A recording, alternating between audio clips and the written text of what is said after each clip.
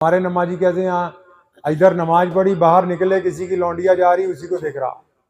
अबे बदबख्त, तू नमाजी थोड़ी है, बदमाश है। बेटी चाहे किसी की हो, मुसलमान की हो, गैर मुस्लिम की हो, अगर नमाज पढ़ने के बावजूद किसी बेटी पर गंदी निगाह डालना तो ये नमाजी नहीं है, बेईमान है ये। नमाज पढ़ने के बावजूद अगर ये दूसरे के साथ बेईमानी करता है, गलत तोलता है, बहन का हक मारता है, झूठ बोलता है, फिर नमाज थोड़ी पढ़ता है, ठगी मार रहा है। और मस्जिद इसलिए नहीं बनी कि नमाज पढ़नी है, नहीं नहीं नहीं, नमाज घर पे भी हो जाती है। मस्जिद इसलिए बनाई ताकि जमात से नमाज पढ़े, ताकि आपके दिलों में नफरत खत्म हो जाए, ताकि आप गरीब की जरूरत को महसूस करें, ताकि आप आसपास रहने वालों को एक मां के दर्जे का मरकज दे सके। ये तो कह रहे बस इस्तिंजा करो, 2 फर्ज पढ़ो, 4 फर्ज पढ़ो, उसका बढ़ा लोगे तनख्वाह मौलवियों की? नहीं बताओ, गांव वाले बताओ पहले तो। मैं मजाक के बगैर इसलिए कह रहा कि अगर उनको ना तुमने टाइम पे पूरा घी डाला, गुड़ डाला, तो फिर मिठा पूरा होने का नहीं। दीन की असल बातें नहीं पता लगनी है, देख लो तुम्हारे सामने ही है। बढ़ा लोगे नहीं? अब भी नहीं आवाज निकल रही इनकी तो है। अल्लाह रहम कर दे, दीन पर खर्च कीजिए, ये आपको अच्छा इंसान बनाएगा, अच्छा इंसान बनाएगा। मक्कतुल मुकर्रमा में खाना काबा के बाहर आज से 1450 साल पहले एक आदमी बड़ा परेशान फिर रहा। 5-6 दिन हो गए, ना कुछ ढंग से खाने को मिलता है, ना सोने की जगह है। तो उसने वहां लोगों से पूछा कि यहाँ कुछ बड़े लोग भी हैं, कुछ चौधरी हैं, जिनको मैं अपनी परेशानी बताऊं और मुसीबत से छुटकारा पाऊं। तो लोगों ने कहा हाँ, बैतुल्ला शरीफ के अंदर रोजाना एक तरफ जो मजलिस लगती है, कहवा पीते हैं बैठ के सारे चौधरी, जिसमें उतबा भी है, वलीद भी है, अब्दुल्ला बिन जिदान भी है, उमैया भी है, बड़े बड़े बदमाश जितने। तो चुनाचे वो वहां गया उनके पास।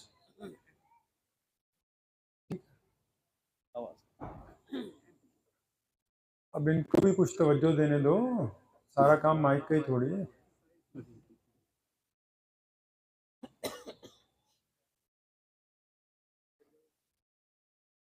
तो उसने जाके उनको कहा, उन्होंने पूछा हाँ भाई क्या परेशानी है?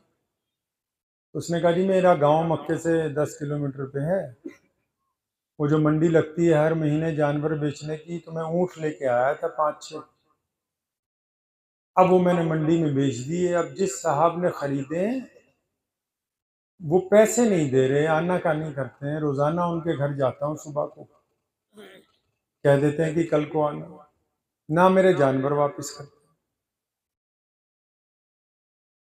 तो उमैया जो हजूर सल्लल्लाहु अलैहि वसल्लम का बदतरीन दुश्मन था, उसने उस देहाती बद्दू से पूछा कि वो तुम्हारे ऊँट पैसे मारे किसने?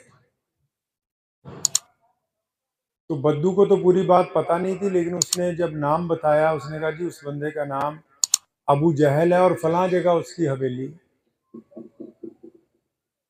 तो उमैया हंसने लगा। तो हमारे जो नबी थे हजरत मोहम्मद सल्लल्लाहु अलैहि वसल्लम, वो रोजाना खाना काबा के साथ ना टेक लगा के तशरीफ रखते थे, दिन में अल्लाह का जिक्र करते। और ये सारे बदमाश एक तरफ बैठते थे। तो उमैया के जहन में एक शरारत आई,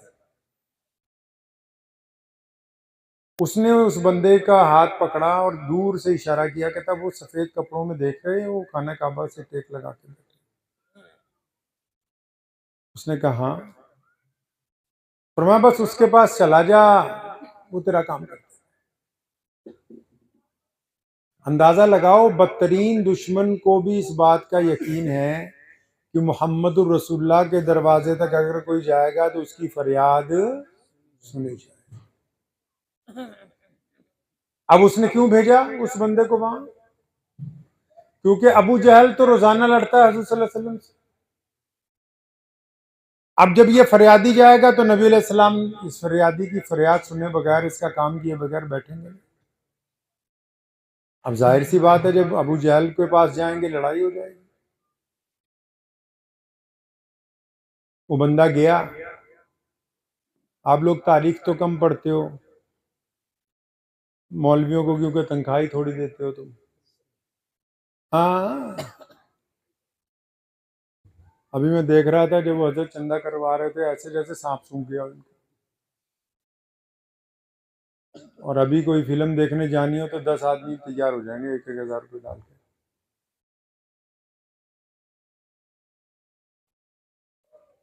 ये वाकयात जो मैं आपको सुना रहा हूँ आपको पता नहीं होंगे।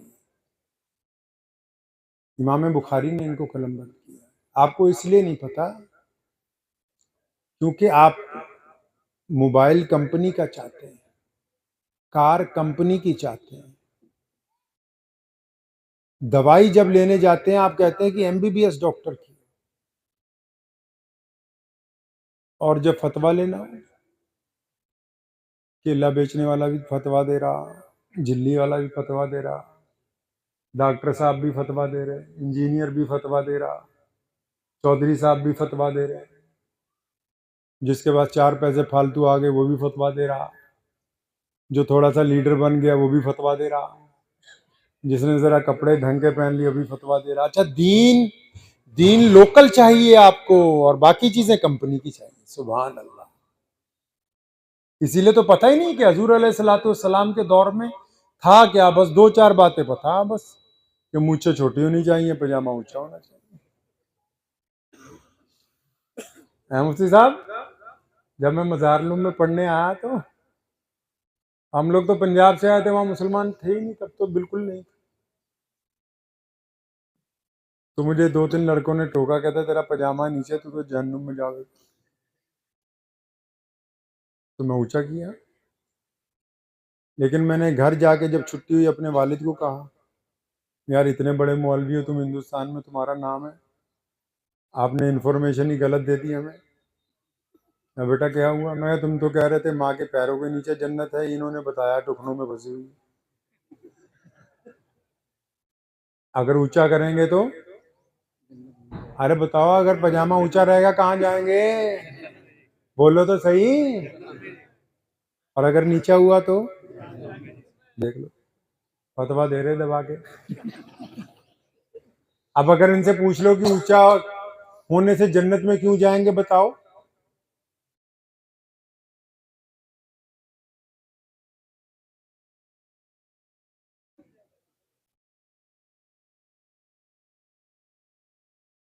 ऐसे काम नहीं चलने का जैसे तुम चला रहे।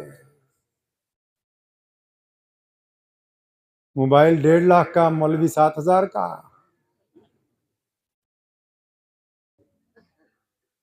हंसी तो तुम्हें आ रही है, अगर इसी तरह काम चलता रहा ना तो आने वाली नस्लों के पास कुछ बचना नहीं तुम्हारे पास।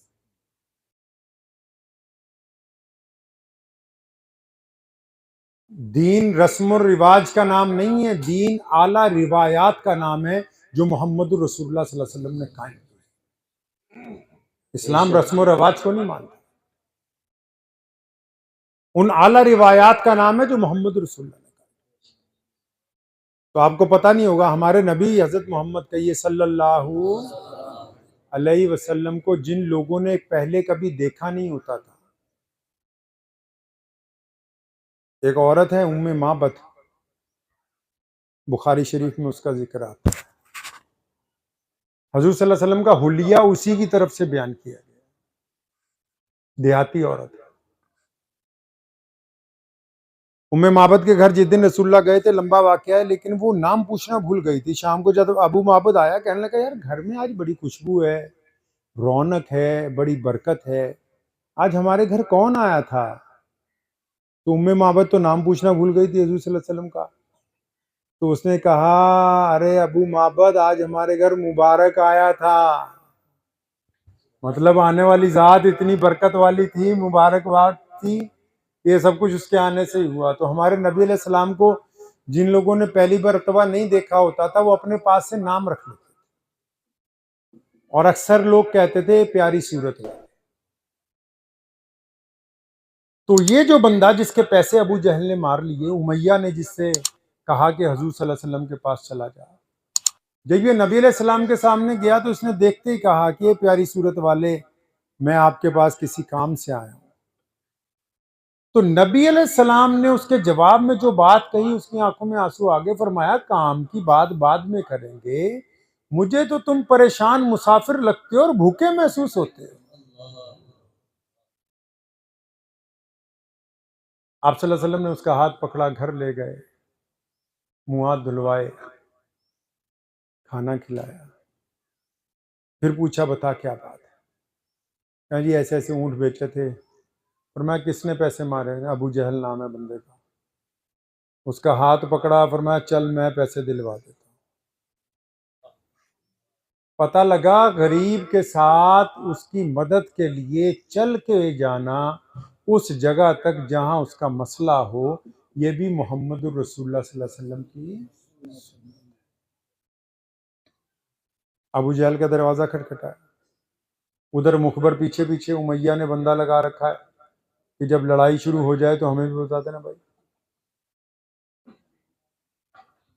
दरवाजा खटखटाया, अबू जहल आया, नबी अलैहि सलाम ने डांटा, फरमाया अब गरीबों के भी पैसे मारने लगा है, चल जल्दी कर, रकम ला। सिर झुका के वापस अंदर गया, दौड़ के रकम की थैली ला के उस गरीब के हाथ में पकड़ाई। अब नबी अलैहि सलाम वहां से जब वापस चले तो उस गरीब आदमी को नबी अलैहि सलाम फरमाते खुद ही कि अब अगर तुम्हारी इजाजत हो तो मैं जाऊं, तुम भी चले जाओ। किसी शायर ने कहा है कि खुद ही भीख दें, खुद ही कहें मंगते का भला हो।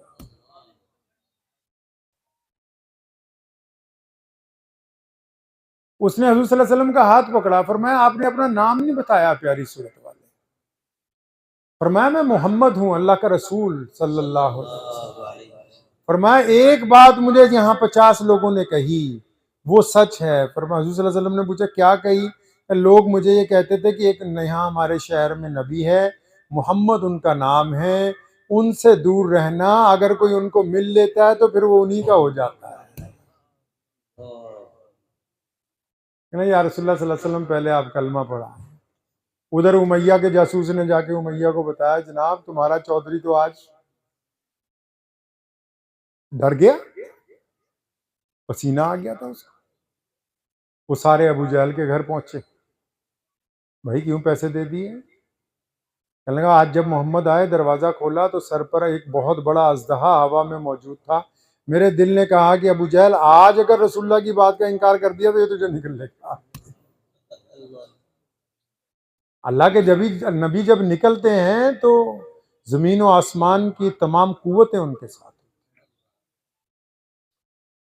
मस्जिद नबी सल्लल्लाहु अलैहि वसल्लम में आप सल्लल्लाहु अलैहि वसल्लम बैठे हुए, सहाबा भी बैठे, दूर से चंद घोड़सवार आ रहे हैं, किसी को गिरफ्तार करके ला रहे। तो नबी अलैहि सलाम ने महसूस कर लिया कि जिसे गिरफ्तार करके लाया गया है वो एक लड़की। तो आप सल्लल्लाहु अलैहि वसल्लम ने अपनी जो रहमत वाली चादर, कौन सी चादर? जो नबी अलैहि सलाम के कंधों पे होती। नबी अलैहि सलाम का दर्जा पता है ना आपको क्या है? अभी मुफ्ती साहब ने नात पढ़ी ना शेख सादी की। शेख सादी ने बहुत कुछ लिखा, फाड़ दिया। फिर क्या किया? एक मुख्तसर सा शेर लिखा, फरमाया बाद अज खुदा, बाद अज खुदा बुजुर्ग तुई। कहने लगा बस इतना कुछ लिखने के बाद भी जब तसल्ली नहीं हुई तो बस ये बात समझ आती है कि अल्लाह के बाद कायनात में अगर कोई बुजुर्ग हस्ती है तो सल्लल्लाहु अलैहि वसल्लम। दर्जा समझ रहे हो नहीं? अरे फतवे वालों, समझ आ रहा है नहीं आ रहा है? तो नबी अलैहिस्सलाम ने अपनी रहमत वाली चादर उतार के दी। तो एक साहबी ने कहा, या रसूलल्लाह, वो तो दुश्मन की बेटी है जिसे गिरफ्तार करके ला रहे हैं, आपकी चादर तो इज्जत वाली चादर है, मैं अपनी दे देता हूं। नबी अलैहिस्सलाम नाराज हुए, फरमाया ये गुफ्तगू दोबारा ना करना। हमारे नजदीक बेटी बेटी होती है, चाहे वो अपनी हो या फिर किसी दूसरी।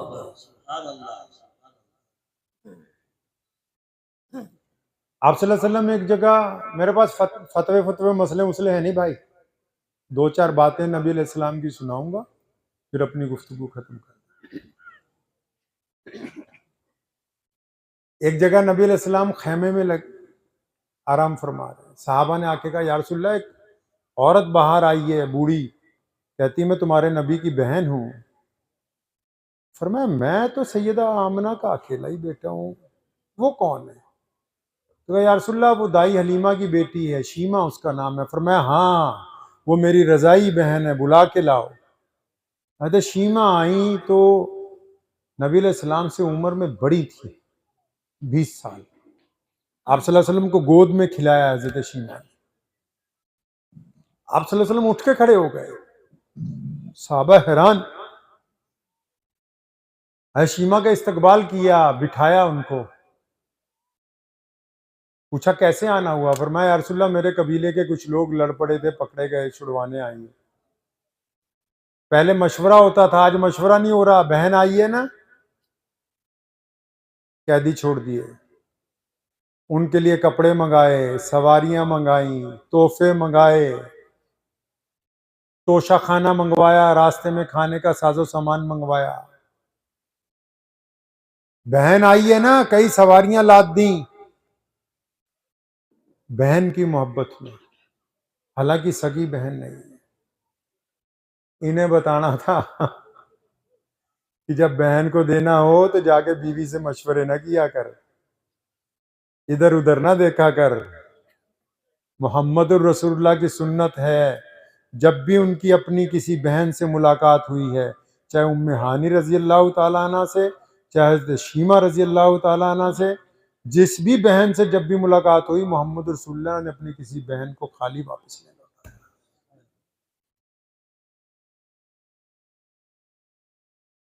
बड़ी मोहब्बत करते थे जाती जिंदगी में। उम्मे असद रजी अल्लाह ताला अन्हा का इंतकाल हो गया। आप सल्लल्लाहु अलैहि वसल्लम को बेटे की तरह पाला था उन्होंने। जिस दिन उनका इंतकाल हुआ, नबी अलैहि वसल्लम बड़े आबदीदा हुए, बड़े ज़ारो कतार आंसू जारी रहे। साहबा ने आके कहा, या रसूलल्लाह, वो कब्र तैयार हो गई, जनाजा ले चले? फरमाया नहीं नहीं, तुमने पता नहीं मेरी माँ की कब्र कैसी तैयार की होगी, मुझे लेके चलो। जन्नतुल बकी में गए, खुद कब्र में उतर गए नबी अलैहिस्सलातु वस्सलाम। रिश्तों की कदर सिखाई, रिश्तों की कदर। हालांकि इस माँ ने भी नहीं जना है, इन्होंने भी हजूर सल्लल्लाहु अलैहि वसल्लम की परवरिशी की है। आ जाइए बेटा, बच्चों आप इस तरफ आ जाओ, बच्चे इस तरफ आ जाओ, इस तरफ आ जाओ, इस तरफ से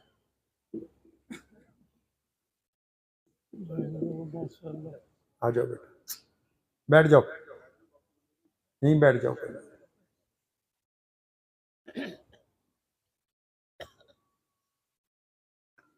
नबी अलैहिस्सलातु वस्सलाम ने अपनी जिंदगी में तमाम पहलुओं में तमाम तरह के लोगों की रहनुमाई फरमाई और उनके साथ लोग उनके मिजाज के मुताबिक उनको दीन की तरफ ले। वक्त बहुत कम है, हजरत की तबीयत भी नासाज है, लेकिन इनसे मेरा वादा था कि मैंने आना है। अल्लाह ताला ने इनको बड़ी हिम्मत दी कि दिल्ली से रात तशरीफ ले आए। तो मुख्तसर 2 बातें समझ लीजिए। आप लोग तो माशाल्लाह सारी आलिम है, यहाँ पढ़े लिखे हो भाई। दीन के गैर जरूरी मसाइल पर आपस में गुफ्तगू करना दुरुस्त नहीं।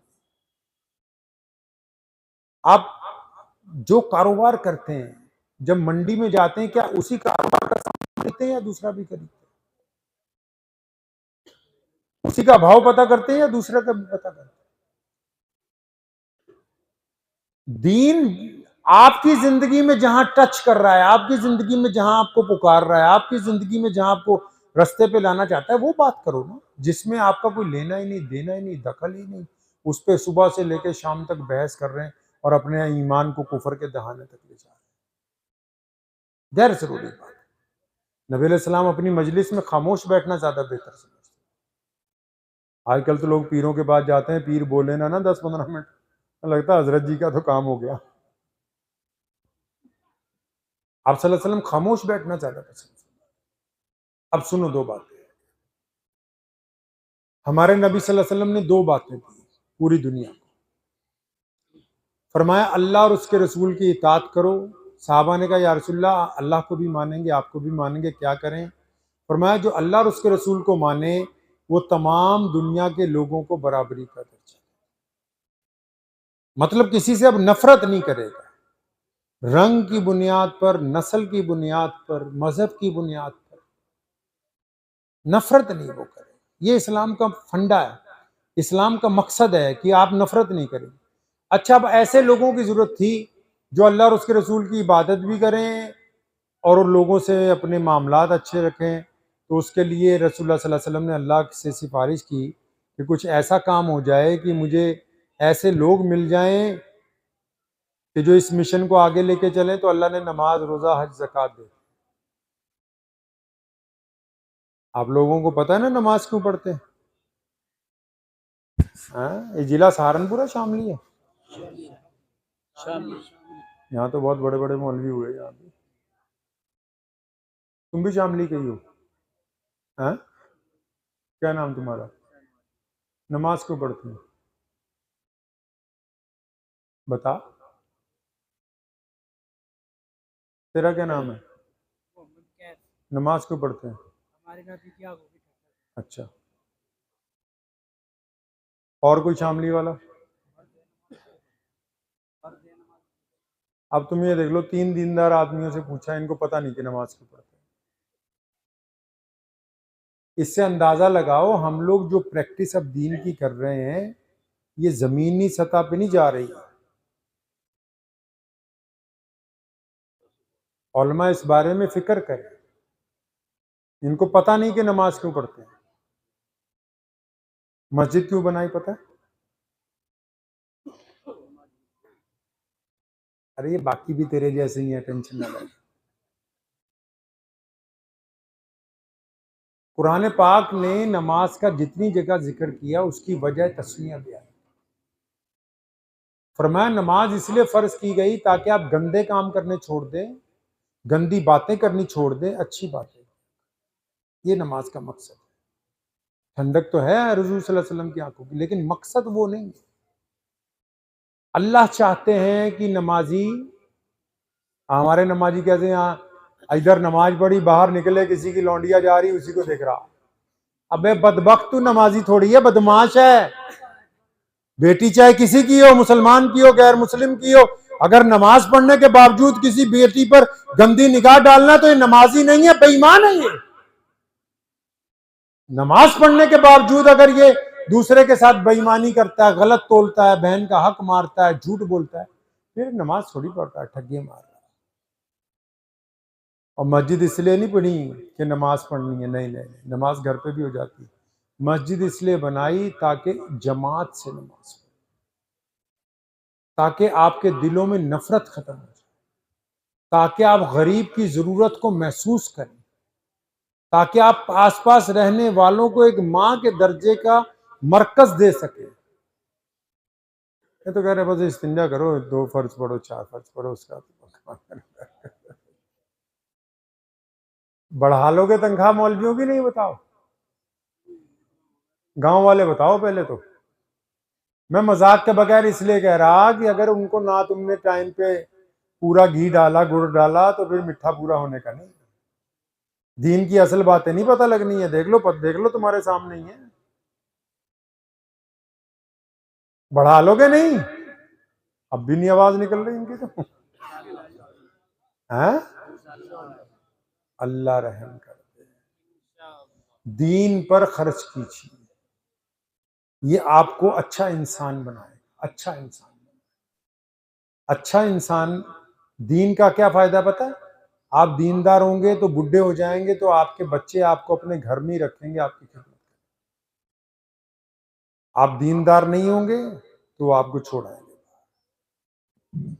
दीन का ये फायदा है कि आप दीनदार होंगे तो जब तोलने लगेंगे तो गलत नहीं तो। दीन का ये फायदा है कि आप कोई फैसला करने लगेंगे तो गलत नहीं लिखेंगे।